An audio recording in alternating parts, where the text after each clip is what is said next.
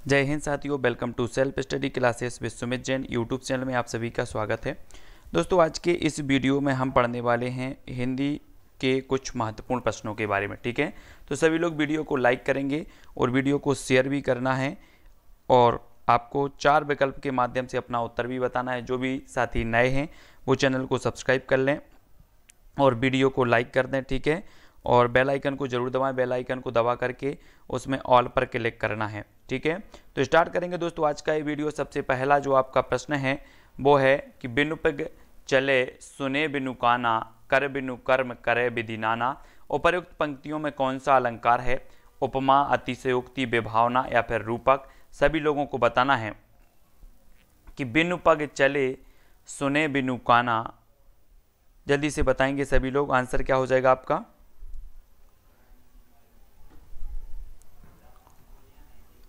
तब आपका बिल्कुल सही आंसर होगा दोस्तों विभावना। विभावना यानी कि जहां कारण भी नहीं है और कार्य हो रहा है, बिना कारण के भी कार्य होता है, जहां पर वहां होता है आपका विभावना अलंकार, है ना। बिना पग के भी, है ना, चल रहा है, बिना पैर के भी चल रहा है ना। सुने बिनु काना, बिना कान के भी सुन रहा है, मतलब कारण भी नहीं है और कार्य हो रहा है, वहां पर आपका होता है विभावना अलंकार। यानी कि जो 3 नंबर है वो बिल्कुल यहाँ पर सही हो जाएगा। अगला क्वेश्चन है दोस्तों, गहरा शब्द के लिए कौन सा विलोम शब्द सही है? गहरा का विलोम शब्द आपको बताना है। उत्तर क्या हो जाएगा? अछल, उथल, उछाल या उथला। तो गहरा का जो विलोम शब्द है वो क्या हो जाएगा?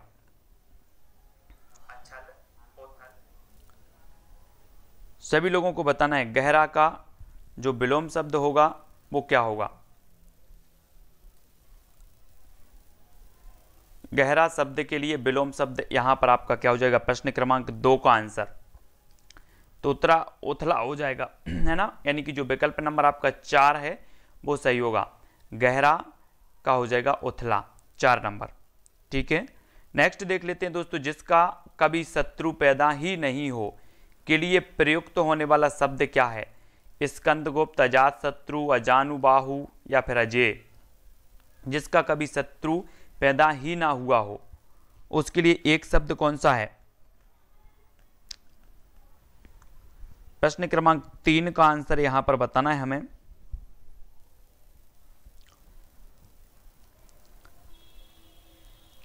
तब आपका बिल्कुल सही जो आ जाएगा वो क्या हो जाएगा? अजात शत्रु। यानी कि जो विकल्प नंबर आपका 2 है वो बिल्कुल सही हो जाएगा, 2 नंबर का। ठीक है, नेक्स्ट है, नीचे दिए गए विकल्पों में से हस्तक्षेप का शुद्ध रूप लिखना है दोस्तों।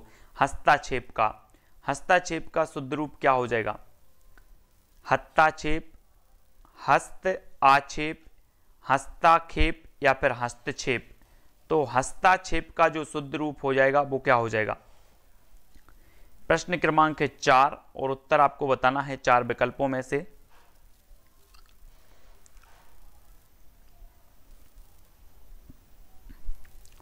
तब आपका बिल्कुल सही आंसर हो जाएगा हस्तक्षेप। यानी कि 4 नंबर आपका राइट आंसर होगा। ठीक है, हस्तक्षेप। अगला देखते हैं दोस्तों, अकल ठिकाने लगना मुहावरे का अर्थ क्या है? बहुत बुद्धिमान व्यक्ति, बुद्धि नष्ट होना, मनोकामना पूर्ण होना या भूल समझ में आना।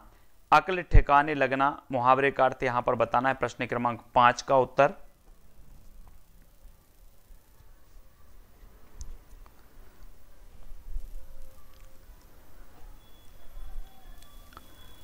तो बिल्कुल राइट आंसर हो जाएगा क्या? भूल समझ में आना।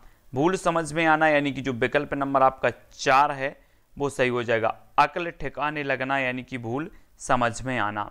नेक्स्ट बात है, लुटेरा में प्रत्यय है बताइए। ई, आ, एरा या आरा। तो लुटेरा में कौन सा प्रत्यय है? लुटेरा में सभी लोग प्रत्यय बताएंगे। प्रत्यय क्या हो जाएगा लुटेरा में? लुटेरा में हमें प्रत्यय बताना है तो क्या हो जाएगा?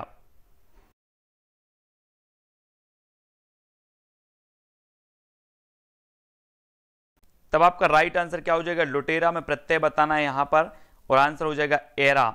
एरा यानी कि जो विकल्प नंबर 3 है वो बिल्कुल सही हो जाएगा। ठीक है, अगला क्वेश्चन देखो, रामचरितमानस में प्रधान रस के रूप में किस रस का वर्णन किया गया है? रामचरितमानस में प्रधान रस के रूप में किस रस का वर्णन किया गया? भक्ति रस, अद्भुत रस, वात्सल रस या शांत रस।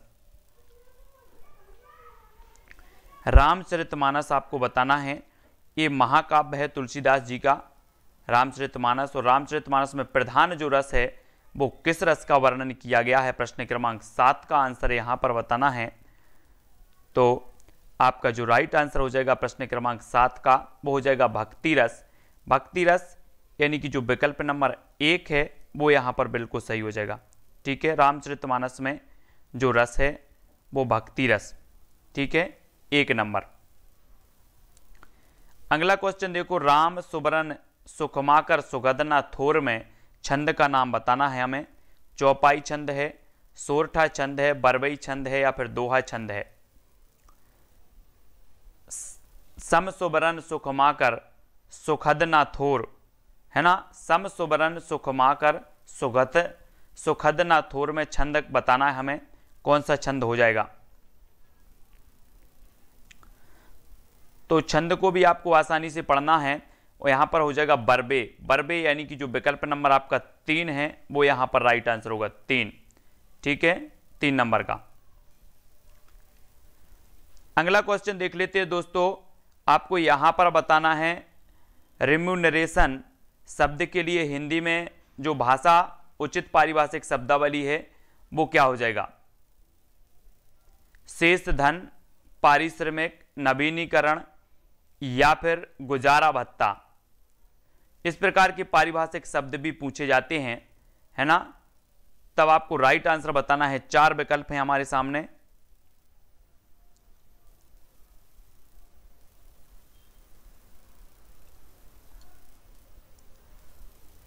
तो आपका बिल्कुल सही आंसर हो जाएगा दोस्तों पारिश्रमिक। पारिश्रमिक यानी कि जो विकल्प नंबर 2 है आपका वो बिल्कुल सही हो जाएगा, बी नंबर का। ठीक है, अगला देखो, निम्नलिखित में से सरवरी का पर्यायवाची शब्द कौन सा है। सरवरी का कोपल है, कमल है, रात है या फिर अग्नि है। सरवरी का पर्यायवाची शब्द बताना है। पर्यायवाची शब्द अगर आपने पढ़े हैं तो पर्यायवाची शब्द सभी लोग बताएंगे प्रश्न क्रमांक 10 का।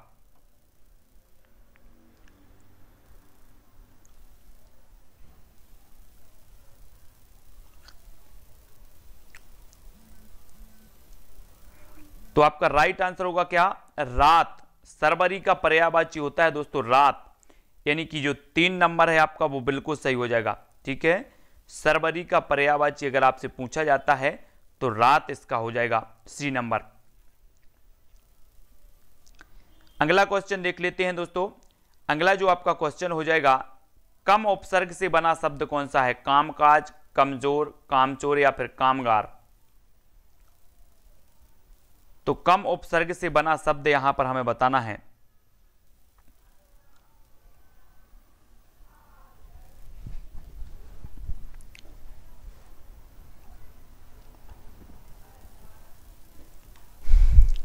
तो राइट आंसर आपका हो जाएगा क्या, कमजोर। कम और जोर है ना, तो इसमें कम जो हो जाएगा उपसर्ग हो जाएगा, तो कम उपसर्ग से बना जो शब्द है वो कमजोर है, 2 नंबर। अगला क्वेश्चन यहां पर देखते हैं, क्या हुई बावली अर्धरात्रि को चीखी कोकिल बोले तो उपयुक्त उदाहरण किस अलंकार को दर्शाता है।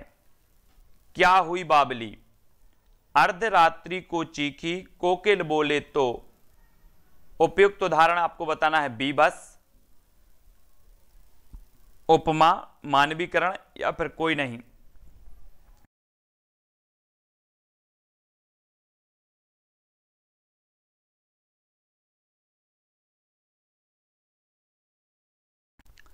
अलंकार आपने पढ़े हैं और अलंकार का उत्तर हो जाएगा आपका कौन सा, मानवीकरण। मानवीकरण यानी कि प्रश्न क्रमांक जो 3 है वो आपका बिल्कुल सही हो जाएगा। ठीक है, 3 नंबर मानवीकरण अलंकार यहां पर हो जाएगा। ठीक है, नेक्स्ट देखेंगे, आंखों में चुभना मुहावरे का अर्थ निम्न विकल्पों में से कौन सा है। अप्रिय लगना, निष्प्रिय लगना, अप्रिय लगना या फिर प्रिय लगना। आंखों में चुभना मुहावरे का अर्थ क्या हो जाएगा।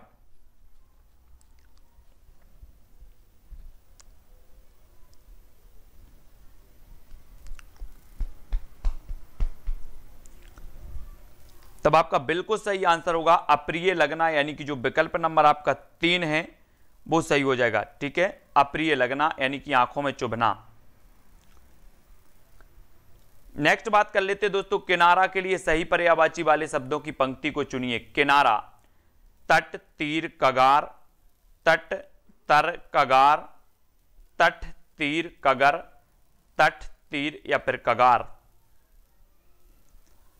तो किनारा के लिए सही पर्यायवाची शब्दों को हमें चुनना है। प्रश्न क्रमांक 4।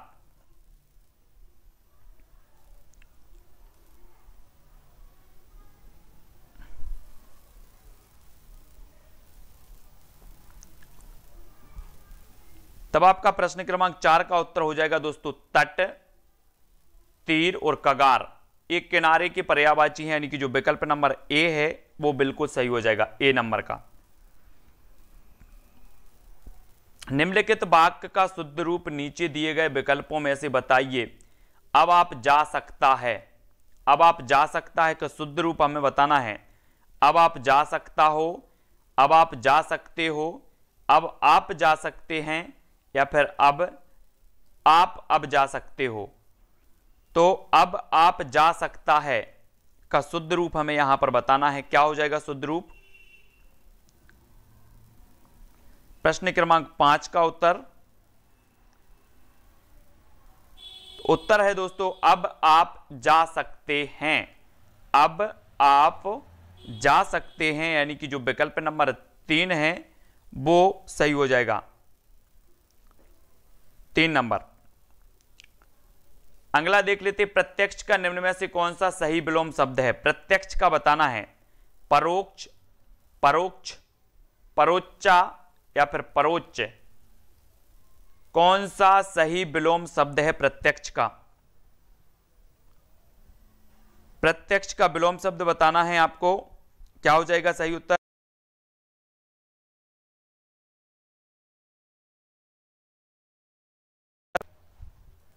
प्रत्यक्ष का निम्न में से सही विलोम शब्द बताना है और आपका बिल्कुल सही आंसर हो जाएगा 1 नंबर, यानी कि परोक्ष। 1 नंबर आपका बिल्कुल सही है। अगला क्वेश्चन देखेंगे, अनुमोदन इस शब्द का सही पारिभाषिक रूप चुनेंगे। अनुमोदन का अपनी खुशी जाहिर करना, आज्ञा देना, अपना समर्थन देना या मन ही मन प्रसन्न होना। तो अनुमोदन का सही पारिभाषिक शब्द क्या होता है?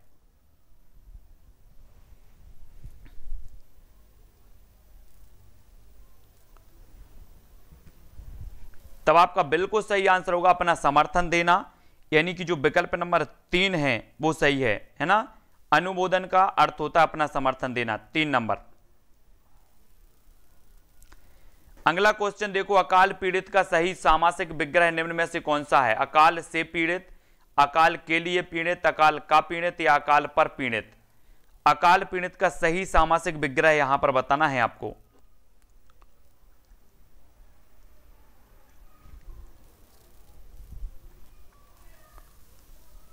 तो राइट आंसर आपका क्या हो जाएगा? आपने पढ़ा है अकाल से पीड़ित। अकाल से पीड़ित यानी कि जो विकल्प नंबर 1 है वो सही हो जाएगा, है ना, करण तत्पुरुष।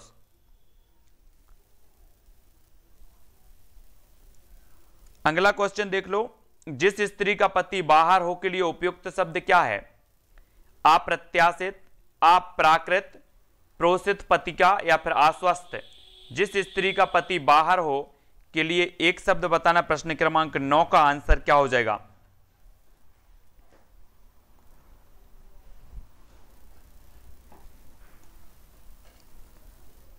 तो बिल्कुल सही आंसर हो जाएगा दोस्तों प्रोषित पतिका। प्रोषित पतिका यानी कि जो 3 नंबर है वो यहां पर सही होगा, प्रोषित पतिका। ठीक है, 3। अगला क्वेश्चन देखो, मैं अपने गुरु खाली स्थान रखता हूं। इस वाक्य के रिक्त स्थान में उपयुक्त शब्द भरना है। के ऊपर श्रद्धा, को श्रद्धा, पर श्रद्धा, के आगे श्रद्धा। तो मैं अपने गुरु बताना है।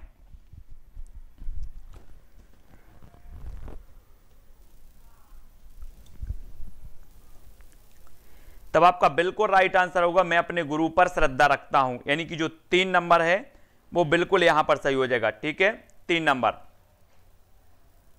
अगला क्वेश्चन देखते हैं दोस्तों, जिसके सिर पर चंद्रमा हो के लिए शब्द निम्न में से कौन सा है जिसके ऊपर चंद्रमा हो? चंद्रसर, चक्रपाणी, चंद्रशेखर या फिर सरचंद? जिसके ऊपर चंद्रमा हो के लिए एक शब्द हमें बताना है प्रश्न क्रमांक 1 का आंसर। तो आंसर आपका हो जाएगा चंद्रशेखर। चंद्रशेखर यानी कि जो विकल्प नंबर 1 है वो सही होगा, है ना। शिव जी के ऊपर आपने देखा होगा चंद्र है, इस प्रकार से चंद्र है ना, और इन्हें चंद्रशेखर भी कहा जाता है। तो 3 नंबर यहां पर बिल्कुल सही होगा। विकल्पों में दिए गए शब्दों में ईला प्रत्यय नहीं है, तो किसमें नहीं है? चमकीला, जहरीला, विषैला या पथरीला। तो ईला प्रत्यय किसमें नहीं है यहां पर आपको बताना है। प्रश्न क्रमांक 2 का आंसर।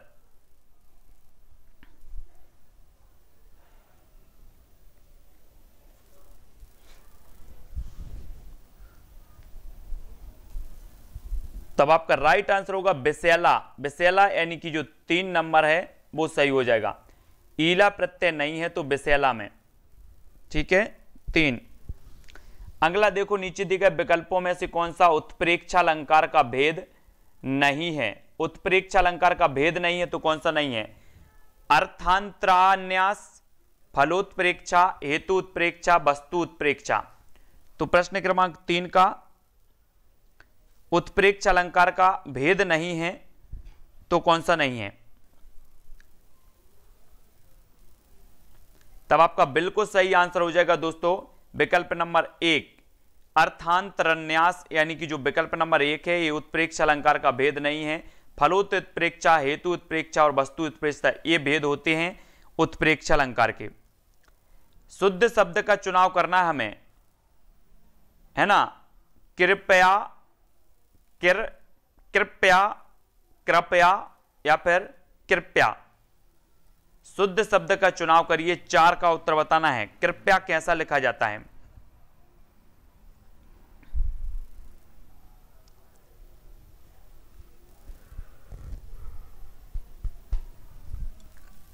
तो बिल्कुल सही आंसर हो जाएगा दोस्तों आपका विकल्प नंबर 3 कृपया, है ना।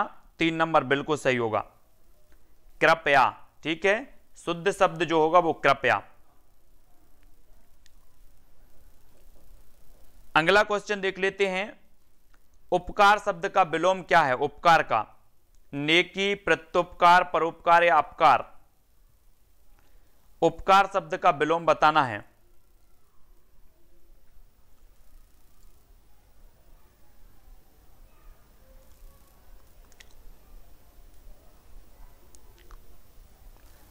तो आंसर हो जाएगा अपकार। अपकार यानी कि जो 4 नंबर है वो सही होगा। उपकार का विलोम होता अपकार। पर्यायवाची वाले शब्दों की पंक्तियों को चुनिए। पत्नी, पत्नी के पर्यायवाची बताना है यहां पर आपको। पत्नी, बामा, दारा, भार्या, वधु, आत्मजा, सुता, प्रभा, आभा। पत्नी के पर्यायवाची वाली पंक्ति को चुने जिसमें पत्नी के पर्यायवाची दिए हैं।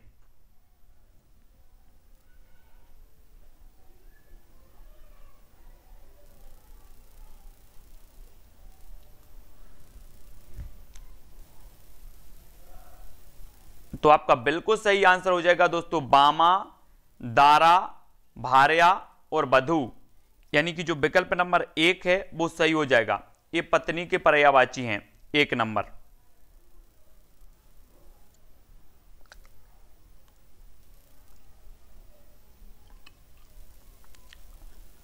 अगला क्वेश्चन देखो। अर्पिता पिता की संतान थी, इस वाक्य के रिक्त स्थान में उपयुक्त शब्द बताना है आपको। अर्पिता पिता की संतान थी, इकलौती, एकल, अकेला, एकमात्र। प्रश्न क्रमांक 7 का उत्तर बताना। अर्पिता पिता की इकलौती खालिस्तान संतान थी। तो सभी लोगों को पता भी है इकलौती यानी कि जो विकल्प नंबर 1 है वो सही हो जाएगा। इकलौती संतान थी, ठीक है। अर्पिता पिता की इकलौती संतान थी। सुरेंद्र द्वारा सुंदर गीत लिखे गए हैं, इस वाक्य में कौन सा वाच्य है? वाच्य बताना है। सुरेंद्र द्वारा सुंदर गीत लिखे गए हैं। भाववाच्य, कर्मवाच्य, इनमें से कोई नहीं, या फिर कर्तरीवाच्य। वाच्य आपने पढ़े हैं, वाच्य 3 प्रकार के होते हैं, कर्तृवाच्य, कर्मवाच्य और भाववाच्य। तो सुरेंद्र द्वारा सुंदर गीत लिखे गए हैं, इस वाक्य में जो वाच्य हैं वो कौन सा वाच्य है? तब आपका बिल्कुल सही आंसर हो जाएगा कर्मवाच्य, यानी कि 2 नंबर बिल्कुल सही होगा। ठीक है, कर्मवाच्य। अगला देख लीजिए, यथाविधि में कौन सा समास है? अव्ययी भाव समास, तत्पुरुष समास, कर्मधारय समास या फिर द्विगु समास। तो यथाविधि बताना है।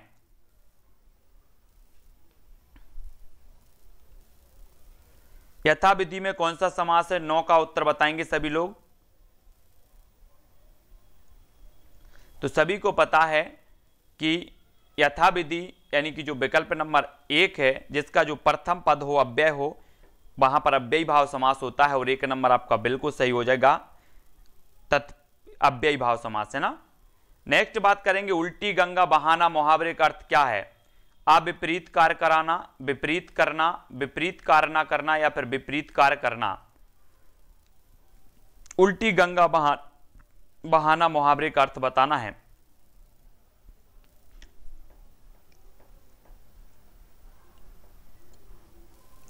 प्रश्न क्रमांक 10 का आंसर हो जाएगा दोस्तों विपरीत कार्य करना, यानी कि जो विकल्प नंबर आपका 4 है विपरीत कार्य करना, तो 4 नंबर बिल्कुल सही हो जाएगा। उल्टी गंगा बहाने का अर्थ होता है विपरीत कार्य करना। ठीक है, अगला क्वेश्चन आपको बताना है दोस्तों, आ उपसर्ग से बना शब्द है, अपमान, आर्थिक, अथक या फिर अर्थक।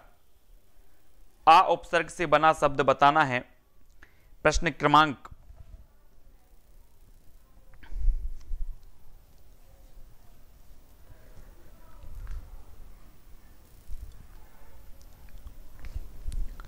तब आपका बिल्कुल सही आंसर हो जाएगा अथक। अथक यानी कि जो 3 नंबर है वो सही हो जाएगा इसमें, है ना। जब हम उपसर्ग देखते हैं और जब हम इसको तोड़ते हैं शब्द को, तो दोनों शब्द की क्या निकलनी चाहिए? अर्थ निकलनी चाहिए। ठीक है, जैसे आ यहां पर उपसर्ग हो गया और थक ये शब्द का अर्थ होना चाहिए अलग, है ना, एक सार्थक शब्द होना चाहिए। यहां से अगर आ अलग कर दें तो पमान ये कोई सार्थक शब्द नहीं है। तो इस प्रकार से उपसर्ग जो है उसमें सार्थक शब्द होना चाहिए, तो याद रखना है। अगला क्वेश्चन है, रुग्ण का कौन सा सही विलोम शब्द है? रुग्ण का, रुग्णी, स्वस्थ, रुग्ना या फिर सुस्त। रुग्ण का सही विलोम शब्द बताना है हमें यहां पर।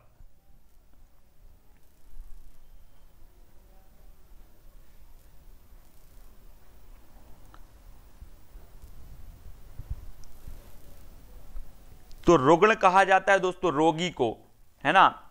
तो इसका विलोम शब्द हो जाएगा क्या? स्वस्थ, यानी कि जो विकल्प नंबर 2 है वो सही हो जाएगा। रुग्ण का विलोम होता है स्वस्थ। अगला देख लो, हो सकता है राम का काम बन जाए।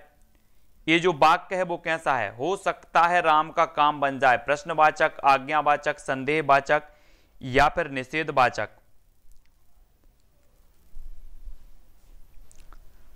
हो सकता है राम का काम बन जाए,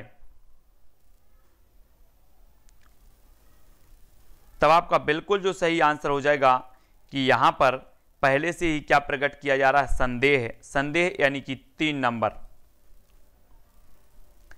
नेक्स्ट बात कर लेते हैं दोस्तों, जो कानून के अनुसार ना हो के लिए एक शब्द कौन सा होगा? जो कानून के अनुसार ना हो, अंधाधुंध, अवैध, कानूनन या फिर अवैतनिक।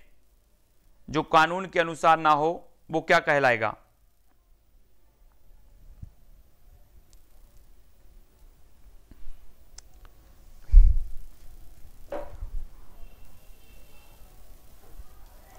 तो सभी को पता है कि जो कानून के अनुसार ना हो वो क्या कहलाएगा? अवैध, है ना। अवैध यानी कि जो विकल्प नंबर 2 है वो यहां पर सही होगा।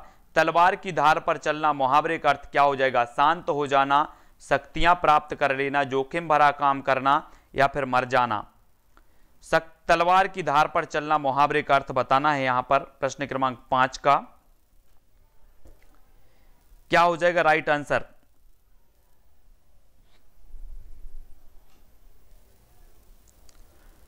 तो बिल्कुल सही आंसर है जोखिम भरा काम करना, यानी कि 3 नंबर। ठीक है, तलवार की धार पर चलना यानी जोखिम भरा कार्य करना। हाथ के लिए पर्यायवाची वाले शब्दों की पंक्ति बताना है। हाथ का पर्यायवाची क्या होगा? हस्ता पाणी कर, हस्ता फाणी कर, हस्त पाणी कर, हस्त पाणी करन। तो हाथ का पर्यायवाची कौन सा हो जाएगा सही?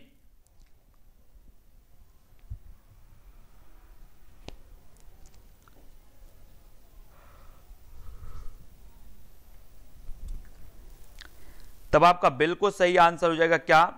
हस्त पाणी और कर, है ना। ये आपका 3 नंबर बिल्कुल सही हो जाएगा, हाथ का पर्यायवाची। अगला क्वेश्चन देख लेते दोस्तों। मुख बाल रवि सम लाल, पंक्ति में अलंकार कौन सा है? मुख बाल रवि सम लाल,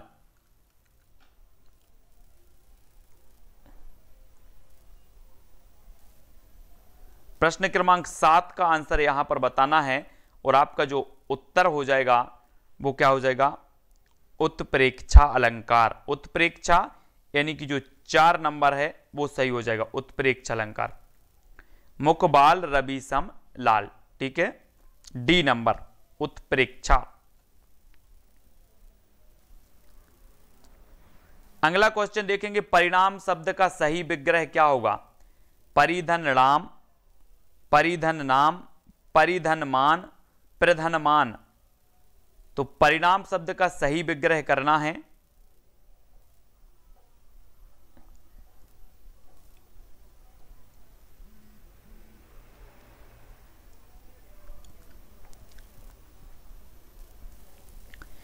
तब आपका प्रश्न क्रमांक 8 का बिल्कुल सही आंसर क्या होगा?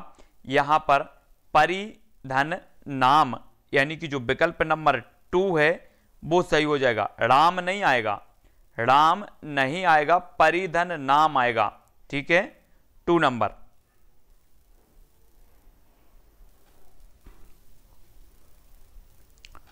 अगला देख लो, दशहरा पर नीलकंठ का दर्शन शुभ माना जाता है। इस वाक्य में सदा बहुवचन में रहने वाले शब्द को ज्ञात करना है।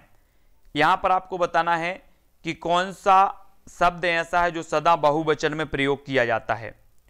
दशहरा पर नीलकंठ का दर्शन शुभ माना जाता है, तो आपको बताना है दशहरा है, दर्शन या फिर नीलकंठ, कौन सा ऐसा शब्द है जो सदा बहुवचन के रूप में प्रयोग किया जाता है।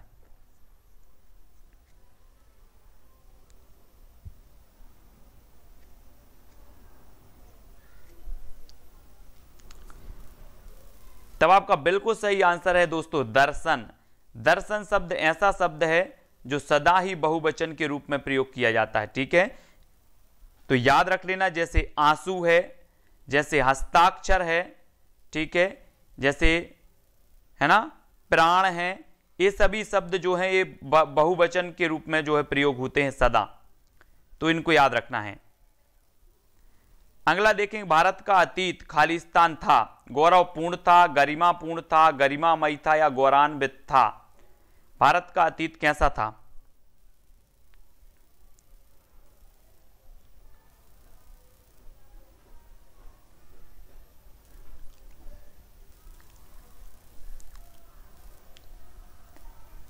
तो राइट आंसर हो जाएगा दोस्तों गौरवपूर्ण। भारत का जो अतीत था वो कैसा था? गौरवपूर्ण था। ए नंबर आपका यहां पर बिल्कुल सही होगा, ए नंबर। ठीक है, अगला क्वेश्चन देखते हैं दोस्तों। शांत रस का स्थायी भाव बताना है हमें। क्रोध है, उत्साह, निर्वेद या फिर रति। शांत रस का स्थायी भाव क्या हो जाएगा?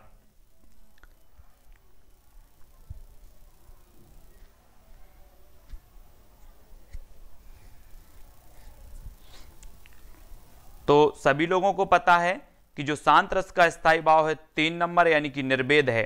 ठीक है, निर्वेद। पीपर पात सरस मन डोला में कौन सा अलंकार है?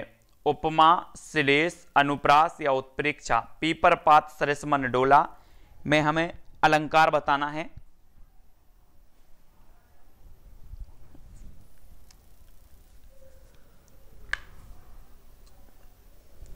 तब आपका बिल्कुल सही आंसर हो जाएगा दोस्तों कौन सा, आपका हो जाएगा उपमा अलंकार। अब यहां पर पापा आ रहा तो ऐसा नहीं बोल देना कि सर ये तो अनुप्रास है ना, कुछ लोग चले गए ना अनुप्रास की ओर। यहां पर उपमा अलंकार है, मैंने आपको बताया था। यहां पर सरस जो वाचक शब्द आया है, पीपर पात सरस मन डोला, यानी कि जो उपमा अलंकार है वो ए नंबर सही हो जाएगा। आहट प्रत्यय से बना शब्द कौन सा है, चिल्लाहट, मिलाहट, लिखावट या थकावट। आहट प्रत्यय से शब्द कौन सा बना है,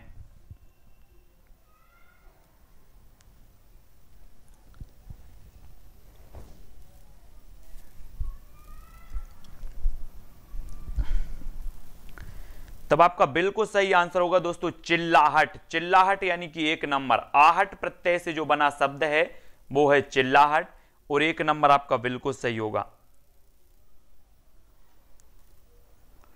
अगला है नीचे दिए गए विकल्पों में से सशंकित का शुद्ध रूप कौन सा है, सशंक, सशंक, साशंक या फिर शशांक। सशंकित का शुद्ध रूप क्या हो जाएगा,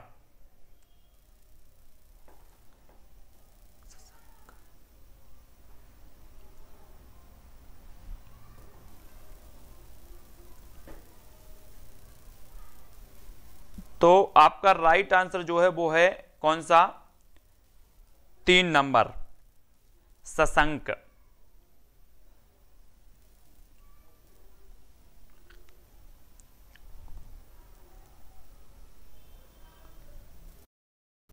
ठीक है, सशंक आपका बिल्कुल सही होगा 3 नंबर।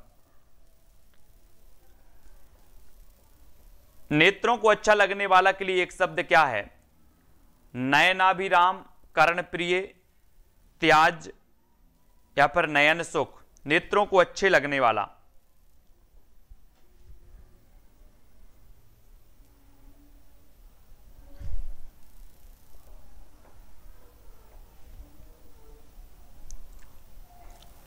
प्रश्न क्रमांक 5 का जो राइट आंसर होगा वो होगा नयनाभिराम। नयनाभिराम यानी कि जो विकल्प नंबर 1 है वो सही होगा, है ना। नेत्रों को अच्छा लगने वाला नयनाभिराम, नयन सुख नहीं होगा, नयनाभिराम 1 नंबर।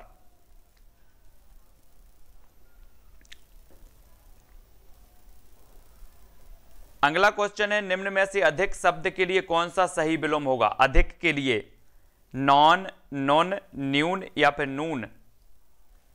अधिक के लिए विलोम शब्द बताना है यहां पर, अधिक।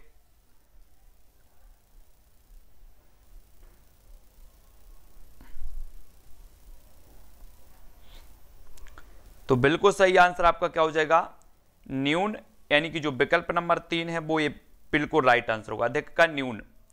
चिड़िया आकाश में उड़ रही है, इस वाक्य में प्रयुक्त क्रिया बताना है आपको। असमापिका, सकर्मक, समापिका या अकर्मक, कौन सी क्रिया है। 7 का उत्तर, चिड़िया आकाश में उड़ रही है।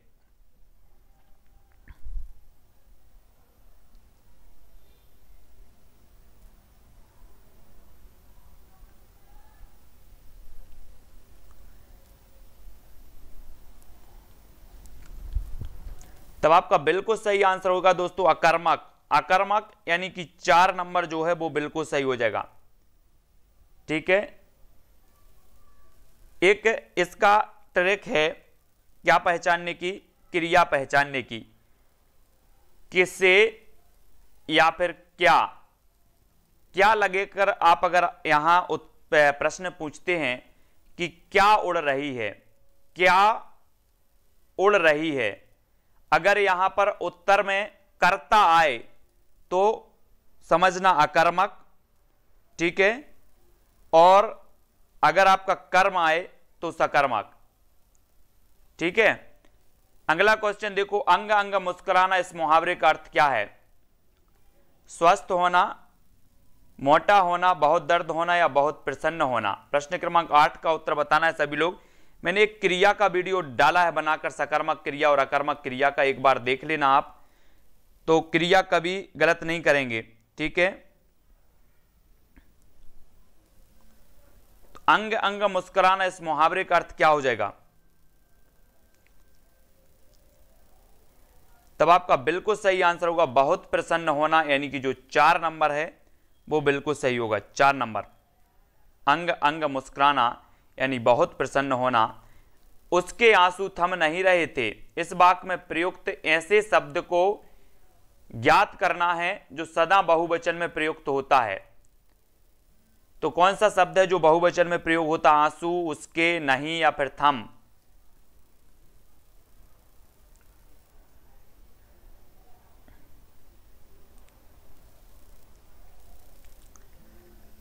तो बिल्कुल सही जो आंसर आपका हो जाएगा वो क्या हो जाएगा दोस्तों? वो हो जाएगा आंसू। आंसू यानी कि जो विकल्प नंबर आपका 1 है, आंसू। मैंने बताया था कि आंसू शब्द हमेशा बहुवचन में प्रयोग होता है। और कालिंदी शब्द का पर्यायवाची बताना है, मुनि, लहर, यमुना या फिर मेधावी। कालिंदी शब्द का पर्यायवाची क्या होगा?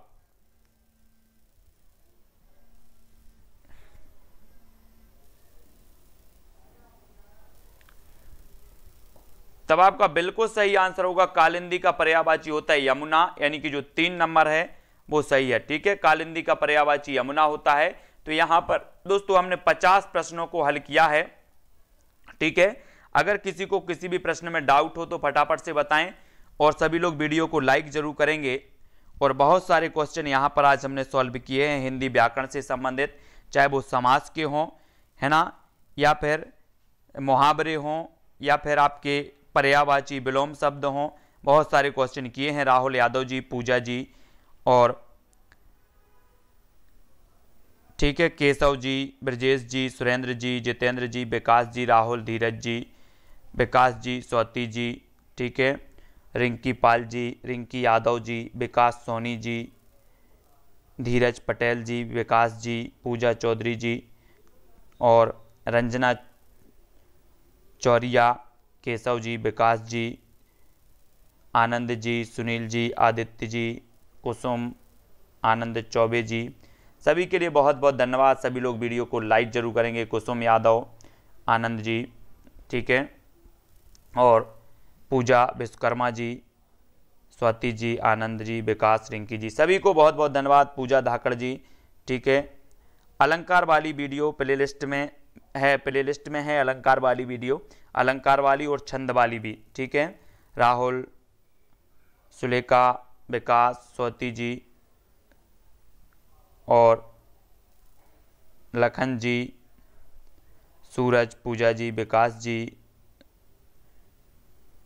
राजेंद्र जी, सीमा जी, सभी को धन्यवाद। सभी लोग वीडियो को लाइक जरूर करेंगे। 9 बजे अपनी रोज होती है हिंदी की क्लास, ठीक है। तो हिंदी की क्लास को सभी लोगों से जुड़ना है, अपना प्रैक्टिस थोड़ा सा बनाते जाना है। हिंदी सभी से आती है, लेकिन कुछ क्वेश्चनों का प्रैक्टिस करना बहुत ज़रूरी होता है। गीता जी, सूरज, ब्रजेश, श्रीवास, रोहित जी, है ना, आदित्य जी, और अखिलेश, रहकबार, विकास जी, सभी को बहुत बहुत धन्यवाद। सभी लोग वीडियो को लाइक करेंगे, शेयर करेंगे। शाम को 6:30 बजे आपकी होती है ना, स्वाति जी पर्यावरण की क्लास। 7:30 बजे बाल विकास की होती है। 2:30 बजे हम शिक्षा शास्त्र से संबंधित पढ़ लेते हैं, ठीक है। और 9 बजे हिंदी की क्लास होती है। और 8 बजे जब भी मुझे टाइम मिलता है तो 8 बजे एक वीडियो मैं बना के डाल देता हूँ आपको, तो वो भी आप लोग देख लिया करें इसी प्रकार से। और प्ले लिस्ट में जाकर के जरूर देखें, प्ले लिस्ट में जाकर के आपके लिए बहुत ही उपयोगी वीडियो हैं। आप सेल्फ स्टडी क्लासेस जो चैनल दिख रहा होगा उस पर क्लिक करेंगे, सेल्फ स्टडी क्लासेस, और ऊपर जैसे ही आप क्लिक करेंगे ऊपर चैनल खुलेगा, ऊपर प्लेलिस्ट दिया होगा, प्लेलिस्ट पर क्लिक करेंगे तो प्लेलिस्ट पूरी की पूरी प्लेलिस्ट आपको मिल जाएगी, ठीक है। तो आज के लिए बस इतना ही। अंगराज जी, पंकज जी, लखन जी, सुलेखा जी, विकास जी, सभी के लिए बहुत बहुत धन्यवाद, ठीक है। जय हिंद। रवि भी आ गए हैं, रवि जी, है ना। हिंदी की क्लास अपन चालू करेंगे, हिंदी साहित्य की, थोड़ा सा और रुक जाएं। रवि जी, स्वाति जी, ठीक है, स्वाति सिंगला, राहुल यादव जी, और ब्रजेश जी, है ना। तो हिंदी साहित्य की अपन क्लास फिर से चालू करेंगे, और थोड़ा सा रुक जाए, मैं आपको बता दूंगा। तो आज के वीडियो के लिए बस इतना ही। जय हिंद।